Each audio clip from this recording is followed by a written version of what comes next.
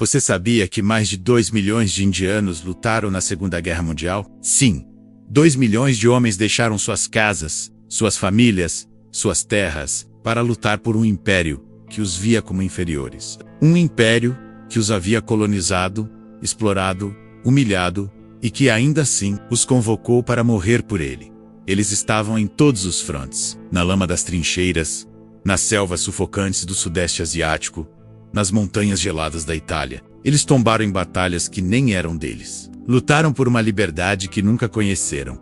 E quando voltaram, não havia nem medalhas, nem promessas cumpridas. Apenas o silêncio.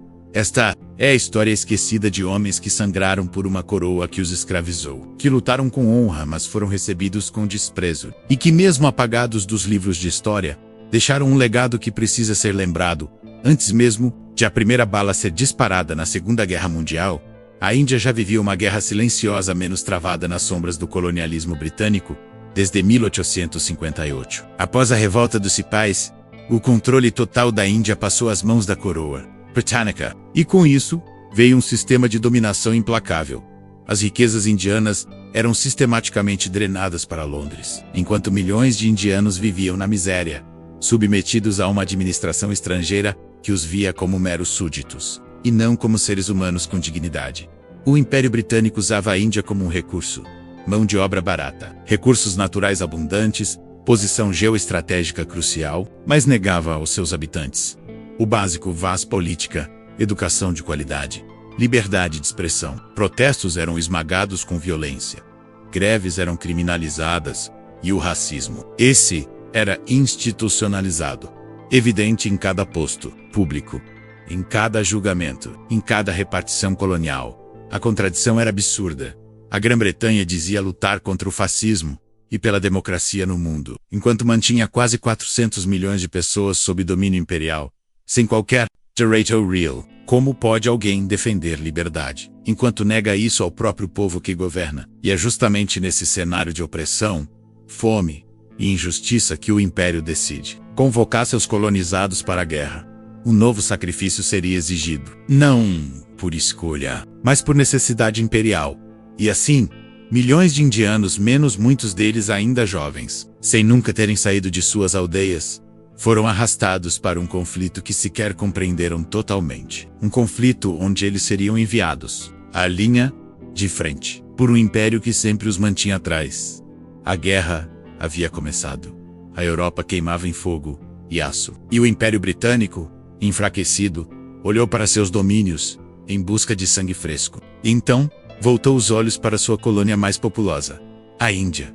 Ali onde a pobreza era a regra, onde a fome matava silenciosamente, onde a promessa de futuro era quase inexistente, o exército britânico encontrou um terreno fértil para aliciar soldados. E assim começou uma das maiores mobilizações coloniais da história moderna.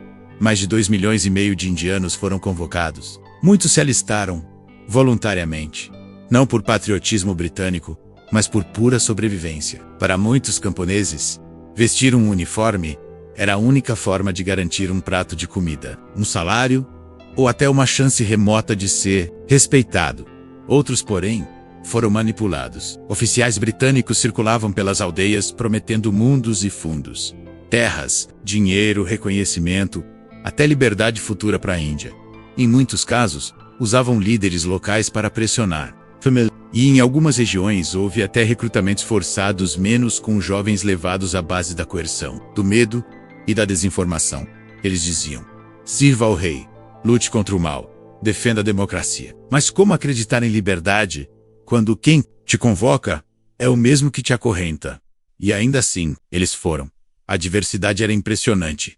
Hindus, muçulmanos, sikhs, cristãos, homens de todas as castas, regiões e culturas, agora sob uma mesma farda, falaram línguas diferentes, mas aprenderam a obedecer uma só, a do império. Uma língua feita de ordens curtas, armas pesadas e obediência cega.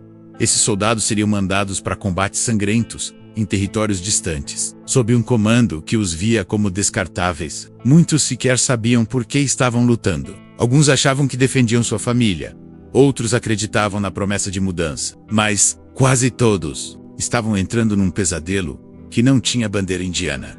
E para a maioria deles, não haveria volta como herói. Não haveria medalhas nem estátuas. Apenas cicatrizes. Na pele, na alma, na história menos que quase ninguém contou. Eles foram chamados de súditos do rei. Mas nas trincheiras, nas selvas, nos desertos, eram apenas carne de canhão. Os soldados indianos, agora moldados pelo uniforme do Império, foram enviados para os piores campos de batalha da Segunda Guerra Mundial. Lutaram onde os britânicos não queriam estar. Morreram onde os generais sabiam que poucos voltariam. No norte da África, enfrentaram o calor escaldante, as tempestades de areia e os blindados do Afrika Korps de Rommel. Eram homens vindos de vilarejos pobres, agora marchando sob sol de 50 graus, segurando rifles quase tão velhos quanto o próprio domínio colonial. Na Birmânia, a guerra era outra. Lá, a selvação era inimiga, densa, úmida, sufocante. O solo encharcado escondia minas, cobras, doenças. Os soldados indianos enfrentaram os japoneses numa das campanhas mais brutais da guerra. A malária, a disenteria e a fome mataram tanto quanto as balas. Mostrar imagens de selvas fechadas, soldados com rostos esgotados, lama cobrindo os uniformes. Na Itália, foram enviados para escalar montanhas cobertas de neve, cruzar vales dominados por metralhadoras alemãs. Lutaram em Monte Cassino, uma das batalhas mais sangrentas da guerra, onde mais de 50.000 soldados aliados tombaram, menos muitos deles indianos. E em todos esses frontes, eles provaram coragem. Receberam condecorações, sim, mas quase sempre em silêncio.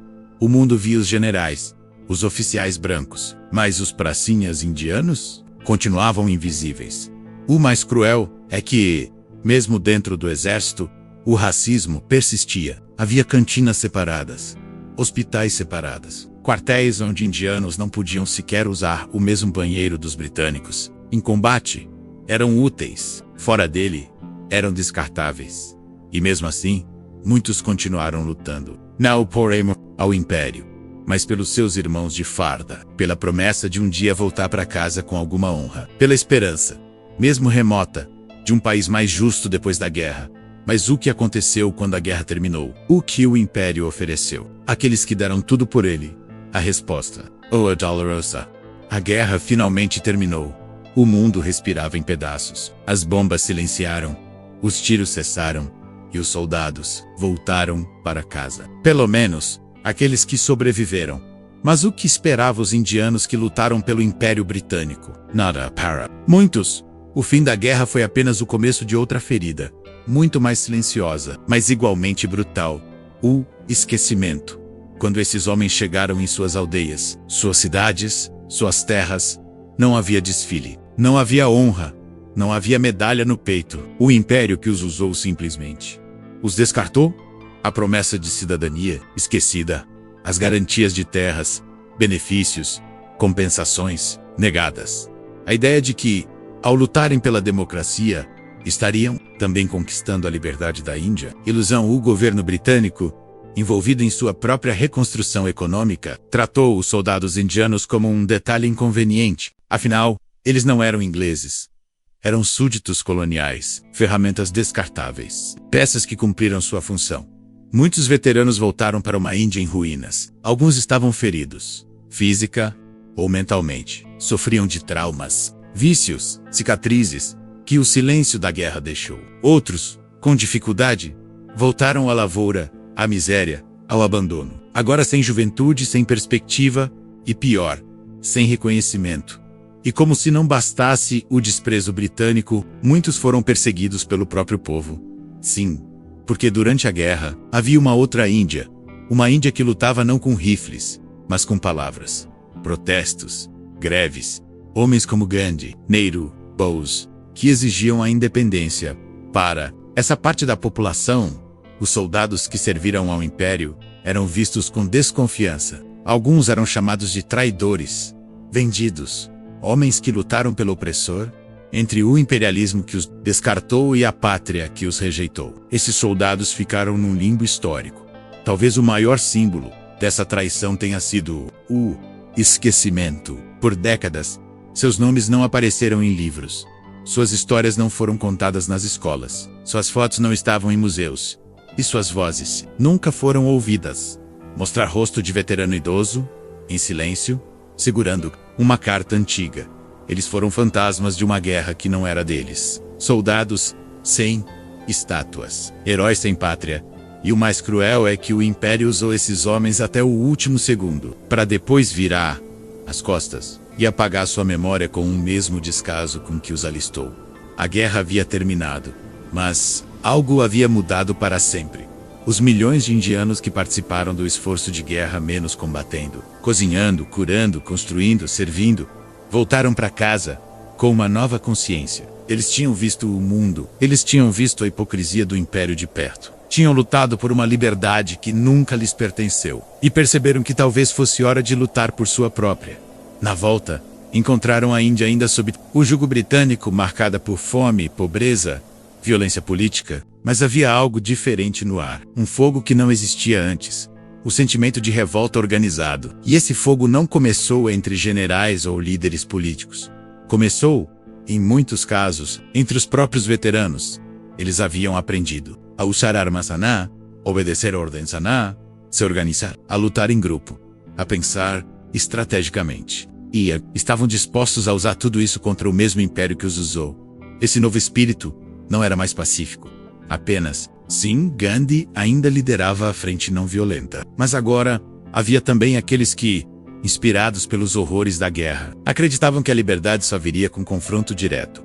Um exemplo claro disso foi o motim da Marinha Real Indiana. Em 1946, milhares de marinheiros indianos, muitos deles veteranos da guerra, rebelaram-se contra seus oficiais britânicos em Bombaim, Korochi e Madras. Eles exigiam melhores condições, o fim da opressão. E a saída do Império da Índia foi um levante monumental, abafado nos livros de história. O Império tentou minimizar, reprimir, apagar, mas o estrago já estava feito.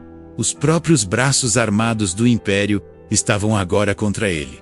E não, foram apenas os soldados. Em todos os cantos da Índia, movimentos populares começaram a crescer. Trabalhadores, estudantes, camponeses, intelectuais, todos impulsionados por uma mesma chama, a contradição vivida durante a guerra. Como o Império podia falar de democracia e negar isso a seus próprios súditos? O nacionalismo indiano não nasceu na Segunda Guerra, mas foi lá que ganhou corpo, músculo, coragem. A guerra ensinou aos indianos que o Império era vulnerável, que sangrava, que dependia deles mais do que admitia, e que talvez estivesse mais perto do fim do que jamais imaginavam. Em 1947, apenas 2 anos após o fim da guerra, a Índia finalmente conquistaria sua independência. Um marco histórico, sim, mas alcançado com um preço imensurável. Com suor, sangue e vidas de soldados que o mundo nunca conheceu. Aqueles homens que lutaram por um império agora viram seu país nascer livre, mas, ironicamente, muitos deles não foram convidados para a festa, esquecidos. Outra vez, eles voltaram para casa em silêncio, sem fanfarra, sem discursos, sem aplausos. Os soldados indianos que lutaram por um império que os colonizou foram esquecidos pela história, ignorados pelos livros, enterrados nas entrelinhas de uma guerra que para muitos sequer foi sua. Imagens. Um veterano sentado à porta de uma casa simples.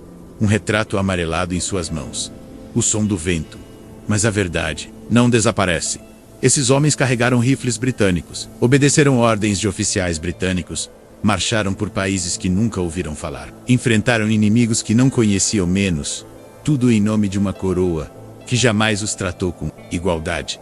E mesmo assim, lutaram, não por orgulho imperial, mas pela esperança, pela promessa de um mundo mais justo, pela sobrevivência e pelo sonho ingênuo de que seriam lembrados como heróis. Mas não foram. Som abafado de rádio antigo, voz fraca dizendo: a guerra acabou. Fade in de imagens em preto e branco de soldados indianos em formação. Décadas depois, documentos vieram à tona. Medalhas tardias foram entregues. Homenagens discretas foram feitas. Mas nada que recupere o que foi perdido. O tempo, a dignidade, a vida. A Índia conquistou sua independência.